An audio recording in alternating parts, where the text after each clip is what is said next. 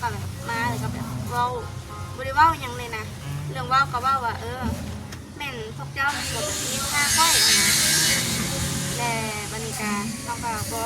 บริเป็นคนเว้าแต่เขาเว้าแม่นเจ้าแหละแล้วก็แบบเขาก็มากัน3 คนใส่เลยตีกันก่อนนั้นนั่นแล้วเขาจังอัดคลิปได้บอกเจอชุดท่าแล้วอัดคลิปตีเฮาก่อนแล้ว แบบลงมือก่อนนะเนาะ ลงมือกับเฮาก่อนแล้ว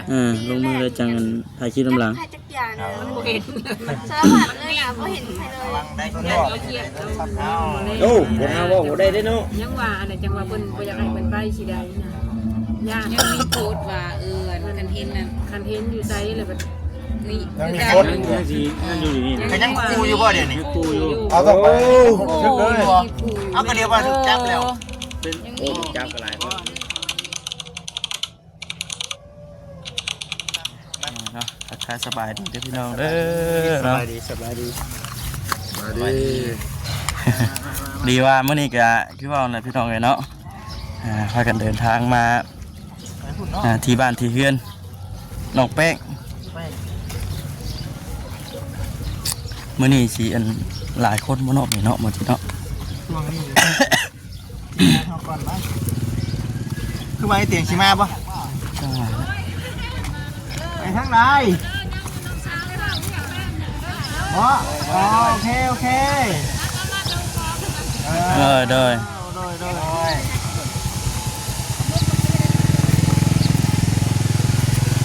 มาเบิ่งก่อนเดี๋ยวมาเบิ่งก่อนทาง Facebook เนาะ ฉะนั้นวันไหวอยู่ ฉะนั้นมันไววันนี้จะได้ทำเกียรติทางผู้รักผู้ใหญ่เพิ่นบ่ได้ยินอะไรอ๋อก็ถึงงานก่อสร้างเขาเนาะงานแท้เนาะเห็นเฮือนนี่เนาะ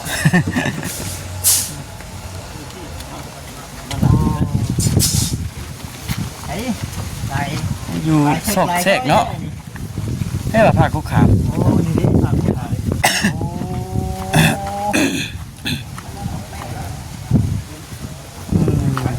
เนาะ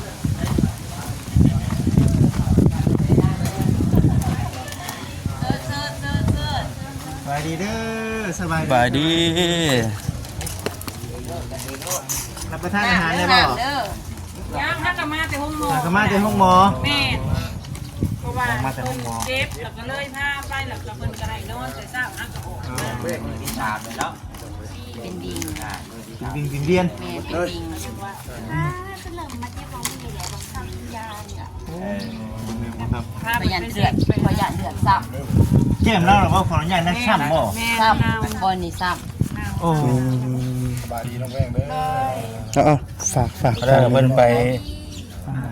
พาเพิ่นไปซักยาเนาะ ไปนอนแล้วเขาหาขาย นอน มานี่แม่ โอ้ ไปแต่เช้า ไปแต่เช้าบ่ มันเมื่อย นอนใส่ยาก่อน เป็นวินน่ะนะใส่ก่อนแล้วก็เลยไปส่งพี่เอ็กซ์โร ำเขาจะตี เราคิดเข้าไปบนวิจิต ตีงัวตีหยัง นอนเมื่อคืนนี้บ่ ไปเช้านี้เพิ่นเจ็บแล้วก็เลยพาทั้งเจ็บทั้งวินน่ะนะเลยพาไป ผีเด้อมานั่งผีเด้ ยา อ ปัญหาสมองอย่างหลายแนวค่ะน่ะ โดย ก็เพิ่นไปอัน นี่ไปซื้อที่หาเลย น้องนั่งก็ได้น้องนะช่วยมักยืน นั่ง ช่วยมักยืน เอา นั่งผู้ใดผู้มีขากล้องก็ยืนเด้อผู้ใดมีขากล้องเลยก็เพิ่นนี่จับให้ว่าเสียน้ำใน ให้เขาจับให้ นี่ก็ได้ตั้งเอาก็ได้ตั้งเอาก็ได้นี่ก็ได้ จับเพิ่นไปนึง นี่นะป้าเสียนี่มาเสียนั่งก็ได้ เอาเลยจะนั่งหน่อยก็ได้เอา จัดแจงเอากันเด้อเนาะ อยากนั่งเขา เอา เดี๋ยวจะ ตั้งมันนั่งอย่างก็ได้ โอเค น้ำกันมันจะอุ่น จะเอาอุ่นบ่ มุมนี่เอาเพื่อนเลยเนาะโอเคมุมนี่งาม มันอยู่จากมุมเนาะเดี๋ยวนี้เนาะ ว่าไปกับทีมงานดำปุกให้หาเด้ มาแต่เวียงเนาะมาแต่เวียง สิ เพิ่นบอกยังบ่ถึงเนาะ มีผู้ใดผู้จักอยู่บ่เนี่ยเคยเห็นบ่ คุณไปอยู่บ่ คุณไปอยู่บ่ อย่าดูแต่เตียงนี่เนาะ ผู้ใด แต่เตียงเนาะ เสียแซมเป็นขุนอยู่ แซมนี่ เสีย บ่ เซมเลยคนไหน เอาคนใดบัด บ่เวียน ขออนุญาตนำเด้อ คือว่าสั่งเสียว่ามันถึงน้ำนี่เสีย อันนี้เสร็จเนาะ เช่นนี้บ่เป็นหยังนี่ บ่เป็นหยังบ่เชนก็ขอโทษนํส่งชื่อมาพร้อมกันก็เพเฮ็ดเลยเราบอก นั่งเลยเนาะ นี่ละ มาเด้อสบายดีเพื่อนเนาะสบายดีเนาะสบายดีอีกเพื่อน พอกชิลูกจะลาบอ๋อ เฮ็ดแต่ทั้งเฉพาะ เพิ่นยังไปเฮ็ดเงินธนาคารกับแอปธนาคารจะบ่ได้ยังบ่ได้รู้จักว่าผู้ใดโอนเข้ามาในเฮาก็บ่เห็นมีแต่ปึ้งละล่ะมันยังบ่ได้เฮ็ดนะมีแต่ปึ้งบัญชี แต่ว่าเขาต้องไปผูกกับแอปพร้อมเวลาผู้ใดโอนเงินเข้ามาก็ เฮาก็เห็ จะ น สิ นะ ได้ ก็ ฮู้เนาะ จะขอมกดใจเพิ่นนั่นน่ะนี่นะเฮาก็อยากรู้จักว่าผู้ใดเท่าใดนะแม่ เฮ็ดเกี่ยวกับแอปอยู่แล้วเราจังจัก แม่ อันนี้เห็นแต่ฮู้ผู้นั้นว่าโอ้ช่วยโอนไปเด้อผู้นี้ช่วยไปเด้ เฮา อ ก็อยากรู้จักว่า บ่จักว่าเงินเข้า หน้าจอ เข้า เงิน แต่ เข้า ตอนนี้ยังบ่ได้ฮู้บ่ว่ามีเงินเข้า มันยังบ่ฮู้ก็ยินแต่ผู้นั้นเว้าผู้นี้เว้าแต่มันเฮามันยังบ่ได้รู้จัก หลายคนหลายว่า ตินั่นนี่เฮาผัดบ่เห็น โอ้แต่เห็นในเฟซนี่ห่วยหลาย ปลายแล้วเนาะ หลายล้านเลยเป็นห่วยบ่แม่นฮอด30แล้วบ่ จักแล้วเนาะมันยังบ่จักก็ต้องไปอันนั้นมากแล้ว แม่นหลาย ว่าในใดก็อยากเน้นเรื่องเงินเพิ่นนี่นะหลายนี่นะเพราะว่าเพิ่น พอได้เป็น คนเฮาน่ะมันชองบ่เห็น มีมองพักมองเศร้าที่ดีเนาะ มันชุดซะว่ามันชุดโลดนั่นแหละขึ้นไปมันก็โอนอยู่คืออู่คนละย่านลงไปอยู่มาบ่ได้ก็ได้ ลงครับเนาะผู้เอ็นพูดนะ แม่มัน เนาะ เองนั่นนี่แต่ตอนแม่เพิ่นเสียน่ะทุกข่อยกับอากันอยู่ตารางหมดน่ะแต่ยาคู่กับอันชบมันแหละกับ อืม ผู้เฒ่า ตอน เสีย แม่ โดนแล้วบ่ มันเองแต่พุ่นคับได้นะพักกันคับอันนี้ทํไว้แต่มันบวชบ่แล้วมาต่อของทำ แต่ว่าดินดอนนี่ก็เป็นของเขาเองมัน แม่เพิ่นซื้อตะกี้สมัยตะกี้ ยังดีแต่ว่าดินดอนเป็นยาวเองเนาะมีแต่เดือนเฮือนนี้บาดนี้เนาะเปลี่ยนแปลงเดือนเฮือนนี่คืออะไรสีต่อเติมบ่หรือว่าในใด บ่เลยจะเฮ็ดใหม่ เฮ็ดใหม่เด้อ เพราะว่ามัน ต่อเติมมาต้องจะพอได้แล้ว บ่ได้ก็มันบ่เป็นตาต่อเติมแล้วเนาะ มันนั่นไปดีดวางไรมันก็บุ้มคำว่าแต่เด็กของมันกินหมดแล้ว ดอกมันน่ะเนาะ ก็เฮ็ดใหม่ไปเลย เพราะมัน เนาะ เช้ากว่าปีเลยเงิน เศร้าปีละ แม่นบ่แม่นว่าเดี๋ยวนี้จงปีแต่ยังบ่ได้มีเพื่อนผู้ใดแนมไปเขาสอดบนทางปึ๊บจะนี่บ่รู้บ่ได้สอดเลยเดี๋ยว เอามีใจสั้นแล้วสาพี่น้องเนาะที่ว่าเฮามาฮอดมาถึงแล้วมื้อนี้ก็ได้เนาะมีหยังอยากถามทางน้องเพิ่นก็บ่จิตก็ถามเนาะเอาเนาะชัดเลยเขาเรื่องนี่เลย อันนี้คือคนยังน้องของพ่อน้องของพ่อก็อยู่ใกล้ๆกันนี่บ่ บ่ทุกข่อยก็อยู่รักเกตแต่ว่าร้านมันเป็นอันนี้แหละก็จำเป็นต้องได้พาไปห้องหมดห้องหมอต้องหันต้องนี่แบบว่าเขาบ่มีแม่แต่น้อย เป็นได้เห็นคลิปหรือว่าจีเด็กนะ บ่ได้เห็นอันข่อยมันว่าจะดูว่าจะได้แต่หับกับโทข่อยบ่เป็นเรื่องอื่น อืม แล้ววันนี้น่ะร้านนั่นเฮียนแพทย์อยู่ห้องหมอแล้วโทรมาบอกว่านี่จะเห็นแล้วบ่อันคลิปเคิร์ฟน่ะจักแล้วตัวเองว่าข่อยบ่ได้เป็นเฮ็ดอันนั้นอันนี้วันนี้ก็มันก็ส่งมาให้ลูกสาวเบิ่งว่าแม่เอ๊ะเรียนว่าซั่นแล้วก็เดึกแหละหลานโทรมาหากันเพราะว่ามื้อเช้าบ่ได้ยาจังสิไปอยู่ว่าซั่นมื้อเช้ามาแต่เช้า2มื้อแล้วบ่ได้เห็นยังเห็นแต่อยู่นี่แหละก็มื้อนี้เพิ่นมาฮอดเพราะว่าวินเพิ่นว่าเมื่อยไปห้องหมอฮุบ ถือว่าบัดนี้ก็ถือว่าไปหาแพทย์หาหมอเรียบร้อยแล้ว แม่ เนาะ เป็นเอ็กซเรย์เบิ่งบ่ได้มีแนวฮักแนวแตกเพราะว่าแบบมันซ้ำเน่า ซ้ำ มัน เนาะ ยังซื่อๆ ซ้ำ ห้อย ซ้ำ แบบเขา ซ้ำใน ซ้ำในก็เป็นก็ใส่ยาใส่หยังหายแล้วครบหมดแล้วแล้วเพิ่น เบิดเท่าใดเท่าน้อง มันก็ประมาณ700,000พอดีเลย 7 เซน บ่ได้ไล่ค่ะยังนี่ไม่ได้ยาล้วนๆ700,000นะคะสำรวจจ้างมาอีกเพิ่นอยากได้เซนเนี่ยเอาโอ้ยขอน้ำแล้วมันมีเงินแต่60,000นี่ก็ได้สาวว่าเอาแล้วว่าเอาซอยกันแล้วว่า มัน เอาแต่น้ำมัน เสียดายเนาะพี่น้องเนาะเสียดายที่ว่าตอนเป็นใหม่ๆบ่ได้ไปซักพี่น้องเนาะ บ่ได้ไปโผล่แล้วก็คือนั่นแหละคือก็เอิ่มบ่จักอีหยัง เข้าเลยเนาะ เข้าแล้วก็ลงๆไปแล้วเป็นพญาตินี่มันบ่คือแม่ยิงนะเอามาเฮาก็ต้องสังเกตว่าลูกเราเป็นอะไรนะบัดลาวผัดภาษานี่นะผู้ชายอยู่เฮือนแต่กับ3พ่อลูกนี่ เพิ่มเป็นเพมแหละ พี่น้องเลยเนาะมื้อนี้เด้อพี่น้องเด้อเนาะหาทางบ่จิตเนาะพร้อมด้วยทางทีมงานบ่าวแซนเด้อเนาะเป็นทีมงานหมู่บ้านเดียวกันกับทั้งไอ้เตียงเพิ่นนั่นแหละเป็นยูทูบเบ เบอร์สายบุญเนาะกับพอดีว่าเห็นคลิปแน่กระแมนพี่น้องเนาะตามที่ว่าทั้งน้องเป้งเป็นบ่ โดย อายุจักปีก็ 13 13 ปีพี่น้องเนาะเมื่อนี้นะได้มาฮอดมาถึงแล้วพี่น้องเนาะอยู่ที่เพื่อนที่ชานน้องเป้งเพิ่นตามจุดประสงค์เมื่อนี้นะพอดีว่าทั้งโปรจิตเนาะแล้วก็ทั้งโบต้าได้ ชื่อให้อยู่บ่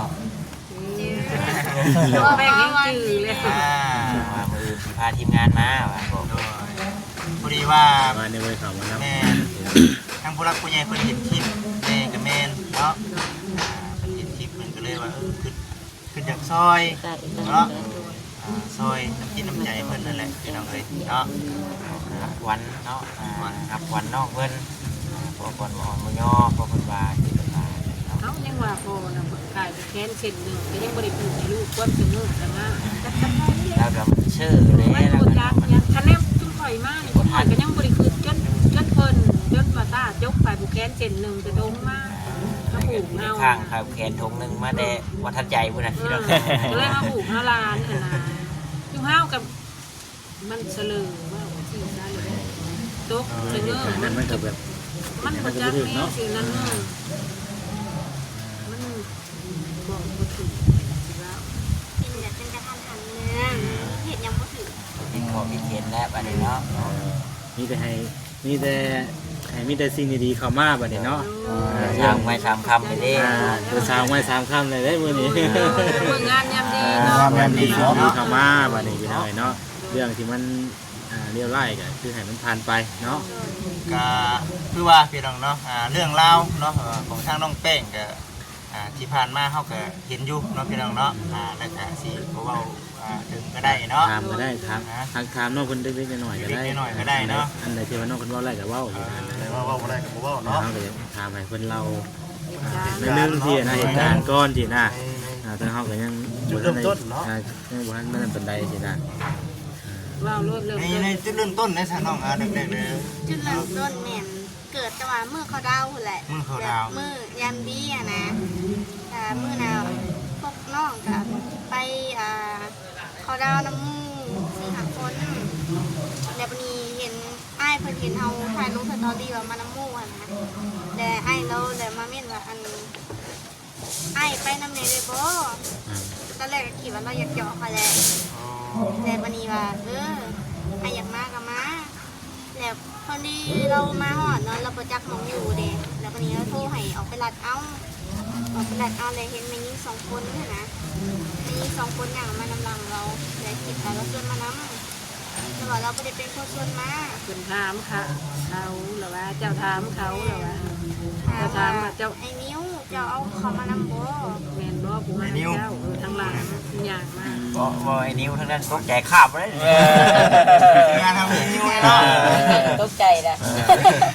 มีผู้ซื้องูเด้ครับ แต่บรรยากาศแบบแล้วก็ดู คือกันสิ อันอ้ายบ่ฮู้เด้อ้ายบ่ได้ชวนเขามานำ หัวจักเขาอีกเนาะ แม่นแล้ววันนี้น้องก็แบบว่าเว้าแบบตามที่น้องเว้าหั่นล่ะแล้ววันนี้น้องก็อยากให้เขามากะมาเขาก็บ่ได้ว่าหยังนะพี่มาแล้วมันเขาเข้าใจว่าพวกน้องนั้นนินทาเขาอะนะน้องกับพวกน้องเป็นอ้ายน้องอะนะ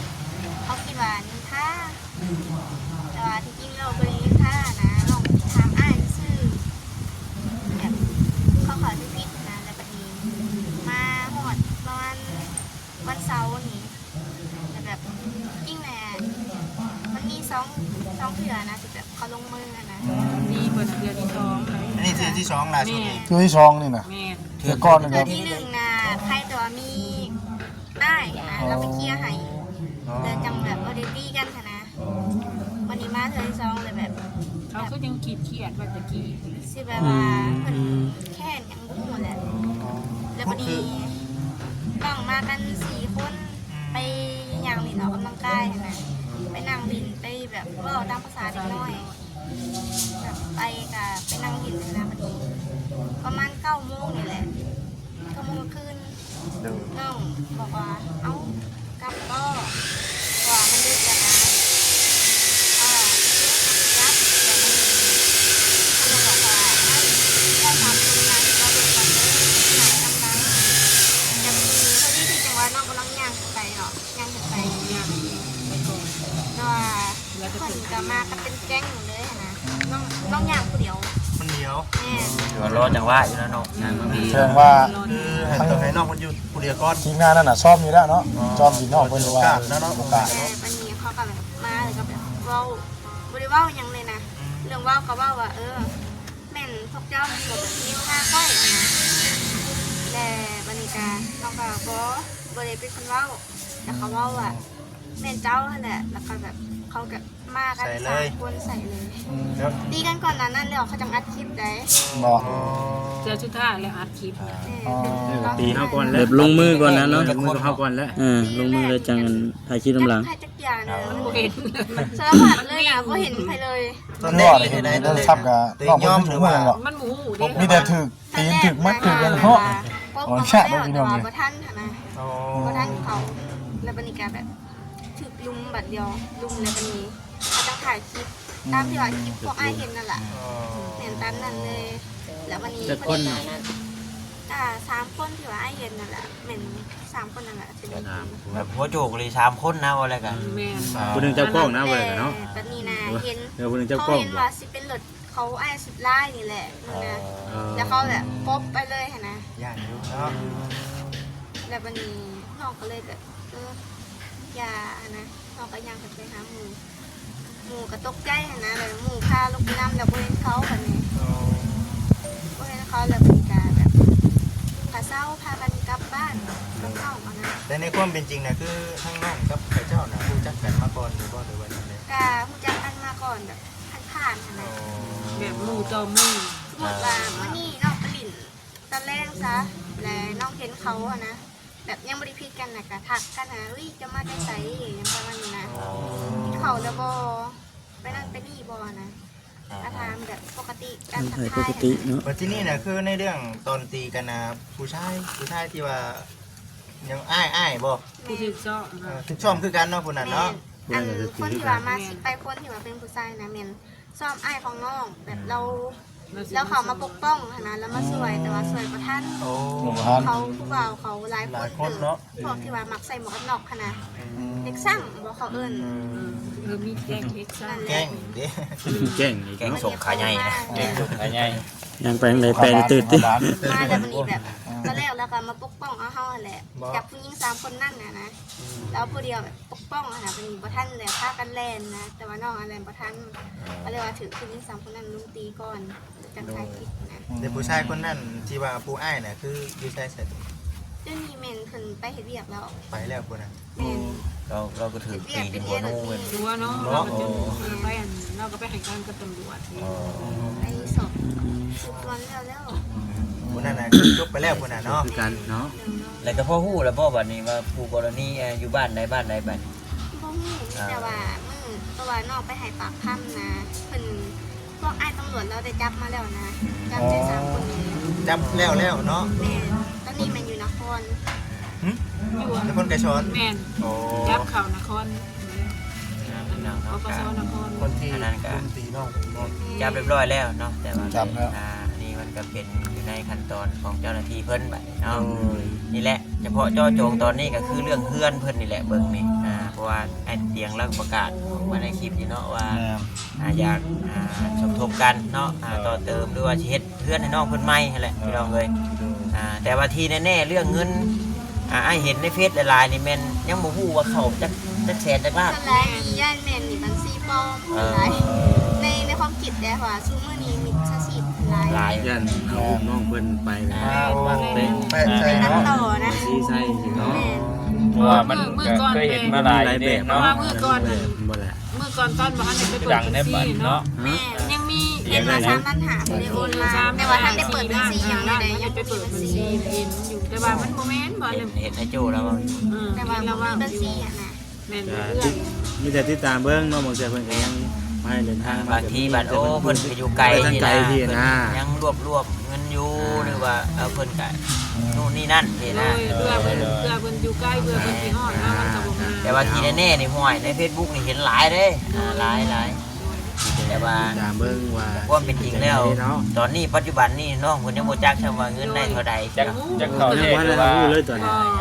จิตนี่เนาะ เพราะว่าจังหวะเอื้อยมันพาพ่อนั่นไปเปิดแอปเปิด ไป ไปเปิดแอปเบิ้งเนาะว่าเงินเข้าหรือบ่ ว่ามันเข้าอันนี้บ่คือเท่าใดแม่นะ ต้องเข้า ขอบใจ วัด เพิ่น เนาะ น่ะช่วยเหลืออีหยังมานะ โดย เขาก็อยากขอบคุณทางผู้หลักผู้ใหญ่ที่ว่าเพิ่นเห็น ที่ว่า หลายผู้หลายคน เพราะ น่ะ ว่า เนาะเพิ่น ถ้า สงสาร ถ้าเฮาบ่ได้เห็นว่ามีแอปมันบัดบ่ฮู้ได้ว่าเงินเข้าบ่เข้าเนาะ แม่ โอ้โห วั นะ นนี้เพิ่นบ่มีโทรศัพท์บ่มีอีสานก็ได้แต่อโลมือถือกันน้อยๆจำนี่หั่นแหละ ทางน้องเพิ่นก็บ่ได้ บ่มี ไม่มีบ่ แม่นบ่มี เดี๋ยวนี้ จะมี เอา แต่ เลย เอื้อยเพิ่นพูด เอาได้ข่าวคือว่าให้โฟน ชื่อโทรศัพท์ไอโฟนให้ว่าซั่น ยังบ่ได้ฮอดบ่เนาะ ถือว่ายังมาบ่ฮอดบ่ ยังมาฮอดบ่ เอาชื่อบ่ตา ว่าว่าสิฝากมาให้แต่ว่าเพิ่นยังเขาได้ฮอด ยังทันฮอดบ่นี้เนาะ เป็นข่าวลือก่อนแบบ หรื ต้ อ อง ว่า แต่ง มีแต่ติดตามมันก็เนาะเฮาก็ยังบ่ทัน ยังบ่ตัดสินไปยังเนาะ แต่บางที เพราะว่ามันยังอยู่ในขั้นตอนว่าเธอก็เดินทางมากับมีเพิ่นฝากมาให้เด้อ มันเอาสิฝากมาอยู่แต่ว่ามันฮอดจังได๋ แม่นเพราะว่าเรื่องนี้มันกำลังแบบมันร้อนอยู่นี่นะพี่น้องมันกำลังนี่แหละมันก็เพื่อสิมาฮอดเฮาเนาะจัดแจงนั่นนี่มันบ่หลายอย่างไอ้แนวมันก็เพื่อสิมาฮอดเฮามีแต่ติดตามรอมันไปก่อนเนาะ บ่ได้ว่าพุ่นว่าพี่ดอกแต่ว่าเพิ่นว่าเพิ่นสิฝากมาให้โดย ก็บ่แน่ใจนะ แต่ว่ามาฮอดผู้แล้วเฮาก็จังว้าวเนาะบางเทื่อก็มันดึกมันไกล แต่ว่าเฮาเห็นไอ้สิ่งเฮาเว้าเนี่ยเฮาเว้าในสิ่งที่เฮาเห็นในใน ใน Facebook พี่น้องเนาะ หลายคนก็ว่าอยู่ว่า ทำไทยเบิ่ง เพราะมันก็ต้องใช้เวลาอยู่แล้ว เพราะเพิ่นฝากมาได้เนาะเพิ่นก็คือว่าเพิ่นมาปุ๊บมาแล้วก็มอบให้มันก็ได้โดดตัวนั้นนะนี่เพิ่นจะเพิ่นฝากอย่างมา บางเทื่อบางทีเพิ่นอยู่เขตไกลเนาะ ได้เพิ่นอยู่ประเทศไกลเด้ บางเทื่อเพิ่นอาจสิฝากมาให้ผู้ใดผู้หนึงมามอบโตวให้ก็มีเนาะทั้งแต่งานเพิ่นสินะมีพี่น้องเอ้ยบางเทื่อเพิ่นบ่ได้ขอที่อยู่จากเฮาโดยตรงกันนะ ก็เอื้อนเฮามันก็ซับซ้อนเพื่อสิเข้ามาฮอดละงองละแงมันอยู่ได้ได้ซะ ตลกซอกแชกเนาะ มาหลอกซอกแชกแต่ขนาดข่อยมาเกินมาจนข่อยก็ยังเขาว่าแม่นบ่หอมนี่กายฮอดปุ๊บมันบ่แม่นหอมนี่ลบมาอีกมาถามแม่นบ่หอมเพื่อนไอ้พวกเห็นเขาว่าเขานี่ข่อยลงเขาว่าตะกี้มามันบ่ได้มีเงินหลายปานนี้เขาว่าแต่ว่าข่อยก็โดนๆมาเทื่อนึงใครว่าพื้นมาหาอยู่หากินเนาะเป็นบ่มีเจ็บมีไข้มีตายเป็นซั่นๆบ่ได้ฮอดจัก โดยมาฮู้แล้วข่าวนี่ฮู้ได้ว่าเป็นยังไง สวัสดีบัดนี้บ่ได้ก็ว่า มาดู เอาพอดีมานั่งเจ้าได้จังได้บัดนี้จำเล่นแล้วบ่ ได้คำตอบแล้วบ่บัดที่นี่ อันนี้เอาไปธนาคาร ไปธนา บ่ คาร เฮ็ดแล้วและแอปไหนแล้วเพิ่น แอป ว่า เด็ดอัพก่อน ได้แล้วบ่แอปนั้นโดย สบายดี สาวบ่ ได้บ่อันน่ะกี้ได้แล้ว ยังได้ล่ะเงินเข้ารีบ่เฮ้ยยังได้เนาะเข้ารีบ่ ดี เขาเท่ โอเคโอ้ยเจ๊ แป้งเพิ่นเขาเท่ ถือ เนาะ ว่าแบบได้คำตอบที่ชัดเจนแล้วบาดเข้าแท้แน่นอน ได้เท่าไรแหละแป้งเพื่อน ใน นะ กี้ กี้ได้เท่าไรเลย2 ล้านไป เขาล่า เข้าด้านกาย ได้9ล้านฝ่ายพี่น้อง ที่ว่าหลายๆผู้หลายคนเพิ่นโอนเข้ามาเนาะ อันนี้คือน้ำจิ้มน้ำใจ โดย แต่ละคนเพิ่นส่งมาผู้เล็กผู้น้อยเนาะ เขามาขอบใจเพิ่นละลายแล้วเนาะเพิ่นได้ซอยนะน้องแป้งก็บ่ได้อันนั้นบ่ได้ว่าสิทั้งกินตัวทั้งเงินทั้งซานเพิ่นนั่นแหละเขามาขอบใจละลายมาจุกุจุเพิ่นเพิ่นโอนมาเพิ่นสุขภาพเข้มแข็งอันนั้นที่หมายที่เหมือนเนี่ยเพิ่นร่ำเพิ่นรวยเพิ่นโชคเพิ่นมานั่นน่ะเพิ่นซอยเหลือน้องแป้งได้เพิ่นให้มันคนนึงตลอดปีใหม่เนี่ยตลอดไปนี่แหละทางทีมงานคือกันเนาะสุขภาพแข็งมันทุกคนคือเลข400 ล้านไปเลย มักวันนี่แหละ แรงเอาสั่นซื้อเลยเดือนเลยอยู่กันขออนุญาตนำอยู่กัน3คนบ่ แม่น 3คน อันเอื้อยเพิ่นกลับไปเซาอยู่บอนใกล้บอนเฮ็ดเวียกนะมันไกลมากกลางคืนเนี่ยมันเปรี้ยว มันเปรี้ยวเคยอันมีคน เรียกเนาะใกล้หมองเรียก เที่ยวไปเที่ยวมามันยันว่าอันตรายเนาะ มันเปรี้ยวได้ซอยนี่เขามาได้มันเคยถูกอันเขาอยากทำเอาโหลดเอาหยังค่ะ บอก แต่เราก็เลยไป เอื้อยเฮ็ เซา ดเวียก ใกล้ ค่ะเอื้อย เพิ่นเฮ็ดเวียกอยู่หยังก็อยู่บ้าเพิ่น ว่าต้องรอว่าเป็น อ บ่อนทรงเหล่าทรง โอ้ นี่ สุดท้องรอจักอยู่ จักดอกบัวตาเนาะ จักอยู่ท้องรอแคมคองเด้ บริตุกด้วย เขาบอกเอาว่าผู้เฒ่าเนาะเป็นสาวปีอาร์ เอามาสมัครเบิ่ง อุ้ยเบสวิตแล้ว41เดี๋ยวเขาบอกห้ามสมบ่ ไอ้ยังบ่ได้เมียเฮ็ด บ่ได้ เนาะ มีเมียเขต มันก็เฮ็ดตัวไปตะกี้หันไป ทั่วไป ตะกี้หันไปละ ผมมาชวนเอา ย่าน ไป ปัดทางปัดหยังอ่ะนะปัดทางอนามัยทาง อะไรก็มีเรียกยังแม่นไปก่อนเนาะ ไป อยู่3คนมีแต่อายเนาะไอ้อายผู้ชายผู้หนึง ไป เนาะ ได้บัด เออ เพื่อนนั่นแหละ ครอบครัวมี4คน จุดไปทำงานอยู่บ่อยเป็ด โอ้ หรือว่าพากันมุกพากันเบิร์นนะเนาะ แม่น เบิร์นเขานั่งสัมปาหาเงินหาทางซื้อเนาะ แม่น ไอ้หน้าบนถึงบน มีหน้าดอกหน้า บา ก็ ง มี ครั้ง แต่ ปัญหานำบ่ทัน อยู่บ้าน และเมื่อบ้าน เพื่อคอน้ำนอกอยู่บ้านมากิน น้องกันลงบ้านมากินเมื่อเขาก็ชี้ให้ดอก บ้านนั้น ลำพัน นั้นบรรพันธ์ได้บ้านเจ้าเนาะ บลำพันลำพันคุณจะบอก เนาะ ไปเลยยังบ่จักบ้านลำพันธ์บ้านนี้ เข้าไปเลยเนาะ หน้ามันก็แคมซุยอะไรหน้า แกนสุย มัน มีผู้หนึ่งที่ไปหาแป้งอยู่วันนี้ ดีใจ หมอ ออกมาแล้ว นี่ทักส่งบ่อแล้วเขาบดอันเขาบอน ออกมาแล้วฮะก็ออกมากินนี่ ออกมา เพื่อนที่ฉันบอกเพื่อนโลด เขาไปเลย ไปห้องหมอใช่ก็ฉัน เขาไปหาอยู่นี่นะ มาแกง หมอเพิ่นกะเพลงสิบเดือน บอกกับเจ้าไหมเนาะมาฮอดเฮือนแล้วว่าฉันเนาะตามมาเฮือนเด้อบ อ เนาะ กแล้วแต่เขาบ่เบิ่งซ้ำ ตาม เพราะ มา ว่าไอ้โจเราเป็นคนบอกว่าทำไอ้เตียงแน่นะเราอยากหัวหนอนใส่ เดี๋ยวเตียงเยอะ ไอ มา เตียง เนาะ บ่ไอเตียงบ่ เตียงหรือเตียงนี่เนี่ย เบาเตียง เตียง ถูกแล้วนะ โอ้ยเตียง เตียง เพื่อน เด้อเข้าใจละลาย ว่าแล้วบอกอยู่ตอนบ่ายเพื่อนแหละไอ้ที่ลงไปว่าซั่น เตียงโดยจะเดินทางเข้ามาเนาะข่าวมาแจ้งรู้จักเนาะแพลว อ้ายจะได้สอบจะห้องทั้งนั้น ขอบใจละลาย ไปแล้วคอยว่าเอาก็ได้คอยอยู่ใกล้ ขอบใจอ่ะ ตัวหน่อยก่อนก็ได้เนาะเรื่องเวียกเรื่องงานเฮาก่อนก็ได้จ้ะผู้เดียวจุดประสงค์มาเมื่อนี้ก็คือว่าเด้อเนาะเดี๋ยวสิเอา มโนกันไว้ก่อน ไม่ก็ได้ ๆเอาไว้นี่ก็ได้ไม่ไง ก็ได้เนาะ ไม่เรียกคนนะเรียกคนกำลังก็ได้ ไอเตียงก็กำลังสิมาเนาะพี่น้องเนาะ ทางมาเนาะ เรายังบ่ฮู้ซ้ำว่าตอนนี้ฮะยังอยู่ห้องหมอหรือบ่นี่นะโทรหายังบ่ติดซ้ำ โทรให้บอกได้ได้โทรหา แต่แรกว่ายังอยู่ห้องหมออยู่ตอนนี้ เราไปหาหลอกหาบทจักอยู่กันละที โทรแล้วก็บอกอันแป้งอยู่บ่องไหนอ้ายรอหาอยู่ น้องแป้งจนมาเฮือนเด้อไอ้ ตามหาเนาะตามหาคนผู้อยู่บนชั้นสิหาเนาะ แม่นตึกนั่นตึกนี่ก็บ่เห็นได้ ยังบ่ได้รับเป็นเพื่อนเลยอยากติดต่อกันยากอยู่ได้เดี๋ยวบ่เข้าเบิ่งบ่อยากเห็นได้เนาะ เพราะว่าห้องหมอมันก็คนเจ็บมันหลายกระโดดกระดิ่ง ไหนคน อย่าก่อนเนาะเรื่องนะเอาเรื่องเรียกก่อนบัดนี้บ่จิตเวลาทีมันยาวเลยได้ก่อนเด้อ เมื่อนี้นะ ทีมงานบ่ ทั้ง หลายคนเด้เนาะ เอาเบิดก็ได้เอาเบิดโดด มอบเงินจำนวนหนึ่งพี่น้องเนาะเป็น เฮาสิกดติดตาม บนเปลี่ยนภาษาก็ได้บัด นิ นี้ ติการเนาะ นี่บ่ เบิ่งคลิปเด้อน้องเด้อเนาะมันเบิ่งคลิปเพิ่นเห็นคลิปก็เลยว่าอยากเอาให้น้องนี่ให้ถุงให้ไทยเนาะให้ถุงให้ไทยไว้เพื่อจิตปิดอินอุ่นเนาะสุขภาพร่างกายบ่แข็งแรงหรือว่ามีบางสิ่งบางอย่าง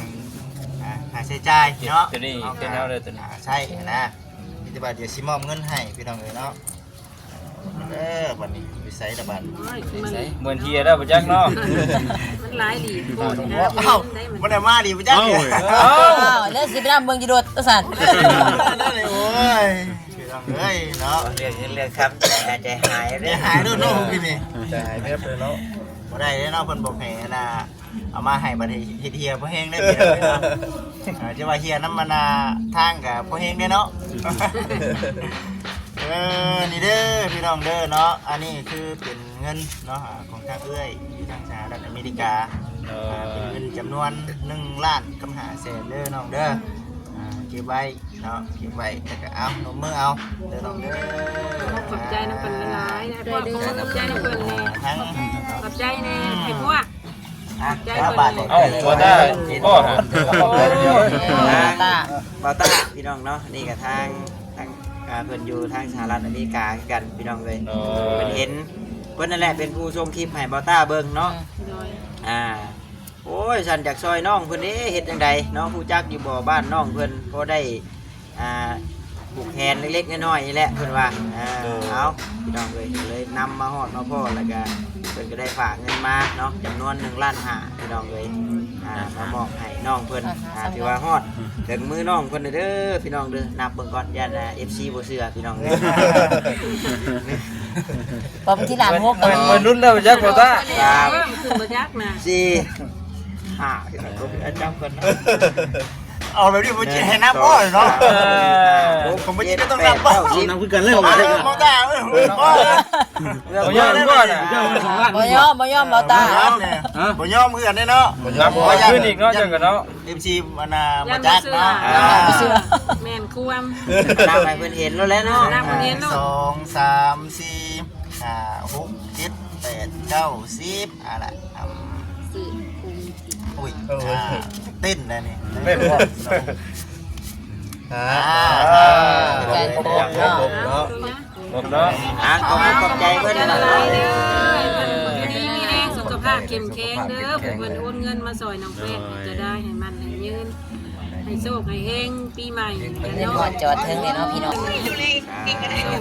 ฮงเด้อปีต่อไปไหนให้ได้เงินหลายๆก่อนเก่า เป็นการพี่น้องน้องแป้งเพิ่นนะขอให้มีผู้รักผู้ใหญ่เนาะช่วยเหลือเข้ามาอุปถัมภ์ค้ำสู้เรื่องเรื่องซ่านให้มันแล้วมันทั่วบ้านนี้พี่น้องเนาะขอให้ความฝันเป็นจริงขอให้พบเจอแต่สิ่งดีๆบ้านนี้มีแต่สิ่งดีๆหลั่งไหลเข้ามาในชีวิตขอเขียนเห็นให้ก็ขอให้วิทย์ให้ว่างบ้านนี้ก็ถือว่าติดตามได้ครับเนาะของโมเสสน้องคนนี้ว่าแสนละลังเลยเนาะรวมกันก็บ่จิตกันเห็นในโทรศัพท์หน่อยนะ3 ล้านกีบพี่น้องเนาะ นี่คือว่าบูเนาะ แสนหูต้นโทรศัพท์ตอนนั้นก่อนอยากจะสิหูที่กวกอันนี้บักก่อนนั้น พอได้จับได้จ่ายอยู่กับ ยัง1 2 3แล้วยังจับคนได้นี่ เอาให้เบิดตีละทีงาน เก็บรวมกันไว้เนาะเก็บไว้ใช้ในทางที่เป็นประโยชน์น้องเด้อเพราะว่านี่แหละพี่น้องเลยเนาะเพื่อนชาติเฮาก็คือเห็นนั่นแหละพี่น้องความมีคนอยากสดอยากซอยอะไรกัน รักเนาะเรื่องของน้องแป้ง เห็นเอานี่แหละพี่น้องเนาะในใดมันดีๆบาดนี้ในใดมันบ่ดีก็ทิ่มป้าไปน้ำบาดนี้เนาะเก็บเอาแต่สิ่งดีๆได้บาดนี้เอาในนั้นแหละซะเนาะบ่ตาอีกก็ได้บ่ก็อยู่ดีมีแห้งทั้งเอามาลูกเนาะ คือเป็นโมงใช่ให้ลูกให้เต้านี่แหละพ่อเอ้ยเด้อเนาะ นานไป อยู่ดีไม่แห้งพ่อเอ้ยเนาะ ขอเก็บภาพแน่เนาะเดี๋ยว ที่ตะกล้องว่าที่ตะกล้อง ที่ละกล้องบ่แสนก็ได้เเอาด้อ เด้อ1 2 3ได้เอาจนนี้ไปใช้น่ะ1 2 3 มีอะไรมา มากล้องนี่เด้อไปอยากตาลีเลยยันทั้งอื่น1 2 3โอเค แล้วเขาเก็บเอาล็อกเขานะไม่ยากหรอก นี่บ่ถ่ายจะดีวะ ให้น้องแป้งลงมือก่อนเนาะมันจะภาพแม่ ก็ได้ใช่ไหม ถ่ายตอนโนผู้ดีเลยผู้ดีงาม1 2 3โอเค โอเค ได้แล้วชำนี้ก็ได้จะว่าโอกาสหน้าโอกาสไหน เนาะก็ได้ ยังจะถามต่อบ่แซน บ่ฮู้จักแล้วก็ถามน้องเพิ่นลืมเด้อ มีแนวของใจกระทำเพิ่งเนาะ โอเค รอเพื่อนก่อนเด้อ ยังเจ็บอยู่ว่าเศร้ากินยาแล้วก็เจ็บปวดต้นโตตามร่างกาย อย่าบ้างนะอย่าออกเลย ซ้ำเนาะนี่โคน้องเขียวอยู่ นี่หน้านี่ไข่ เขียว หน้ายังไข่ ยังเขียวยังบนแก้มมันเนาะมันพมับเพิ่น นี่นะคอย ตาดิตาก็ซ้ เคยแม่นว่าจกถึงปุ๊บกระโบงคอยจกจักสีบ้าเลย สมบูรณ์เลยเนาะ เกิดเหตุการณ์ จักเกิดจักหยังเนาะ เมื่อที่ว่าขออนุญาตน้ำเนาะมือที่ว่าน้องกับตีน กับข่าวนี้มือใดก่อนวันที่ แม่วันเสาร์ วันเสาร์ โดย วันที่ ที่หนึ่งมา ถึงวันที่17 อ๋อ 16 16วันที่16แบบปล่อยคลิปวันที่19ประ ถึง มาณนี้บ่ วันที่17แม่นน้องกลับจีน18แม่นเพิ่นลงคลิป โอ้ 19แม่นดำเนินคดี โดย นี่แหละเนาะที่ข้างคาใจพี่น้องเลย ถามเบิ้งนะพี่น้องเลยเนาะ แค่กี่คน คือเรื่องราวเนี่ยมันเกิด2เทื่อบ่เนาะ แม่เมื่อแรกที่ว่าอ้ายเพิ่นไปเคลียร์ให้ในแม่วันที่16แล้วบ่ได้เกิดหยังน้องก็คิดว่าน่าจะจบแล้ว แต่ว่าแม่นพวกเพิ่นบ่จบเด้ที่ที่17แล้วมาต่อนะต่อแล้วแม่นตั้งคลิปที่อ้ายเห็นเลย โดย นั่นแหละพี่น้องเนาะเรื่องนี้มันก็เป็นเรื่องที่บ่อยากให้เกิดขึ้นอยู่ในสังคมเด้อพี่น้องเด้อ โค เนาะ วิดคอมเมลเด็ก คนแดดคนอยู่นั่นเนี่ย แอนแล้วพอดีแอนพอผ่านไขมันไปเลย เด้อน้องเด้อไปใส่มาใส่ก็ได้เนาะระมัดระวังน้ำ ได้บัดนี้เนาะ ระมัดระวังได้ ย่านเขาเครียดเขาอันนี้ เอา บ่ได้ โอ้บ่เอาว่าบ่ได้เด้เนาะ ยังว่าอะไรจังว่าเพิ่นบ่อยากให้เพิ่นไปสิได้นะย่าน ยังมีโพสต์ว่าคันเห็นนั่น คันเห็นอยู่ไสเลยบัด นี่ ยังมี คือ คน ยังสิยังอยู่นี่นะ ก็ยังกูอยู่บ่เดี๋ยวนี้ กูอยู่ เอาต้องไปทึกเลย เอาก็เดียวว่าถูกจับแล้ว เป็น ยังมี จับกันหลายคน มันมี2กลุ่ม ทีม แล้ งาน ว เพิ่นอะไรชายนั่นบ่นี่ ใช่ก็ ได้ยิน เดี๋ยวย่านแน่เนาะ ชื่อทีมงานว่า แล้วน้องเอามาไม่ อยากได้ ยาวไว้ที่ ถือว่ายังถือคมคูอยู่เนาะนี่เนาะ ว่าไว้ที่คนแล้วก็ ถือว่าผู้นั้นเก่งเนาะตอนนี้ทีมงานผู้นั้น ยากดอกฮอดเจ้าหน้าที่เพิ่นแหละถ้ามันมีเกิดหยังขึ้นมาเพิ่นก็ว่าผู้นั้นเด้ ใครหรอก บทบันทึกไว้ล่ะ จดในบทบันทึกไว้เรียบร้อยเนาะ นี่บ่รอดดอก อันนี้เงินบ่าวด้วยน้องเด้อซอยไอ้บ่าวกับบ่มีหยังหลายซอย2เซฟทำเลย มีไอ้มี มีอย่างไรเงินช่วยเราเอามีอะไรเลยมีได้ดินี่นี่ มันมีกว่านี้นี่เนาะ ไอ้ก็มีแต่ตัวก็หัวใจ ซอยช่วยได้ ทั้งหมดเลยบ่ได้มีหยังกว่านี้พี่น้องเนาะมาทีมงานเป็นกำลังใจน้องเพื่อนพี่น้องเนาะ หลายยกไปในเขาไอ้ฉันเนาะสิประมาณนี้เดี๋ยวสิรอเบิ่งก่อน รุ่นเวลาอีกยาว บายเด้อเนาะ อันนั้นบ่ไปดีฉันเนาะ เอาค่อยจบเลยเนาะ พี่น้องพี่น้องแม่ นี่พี่น้องเนาะ นี่ตะปู มีคนทั้งโตเนาะอยู่เทิงกันเนาะ ทั้งโตแล้วในนี้ก็คำพูดเลยเอามาเขียนแบบนี้ กี่อายืนน้ำหนีเลยนะเชียว ไปเฮ็ดงานนอนอยู่ข้างนอกเนาะ น้องเลยเนาะเป็นดอกเป็นยางวัดพุ่นป่ะจะพี่น้องคลิปนี้ก็จะจบคลิปกันสบายดี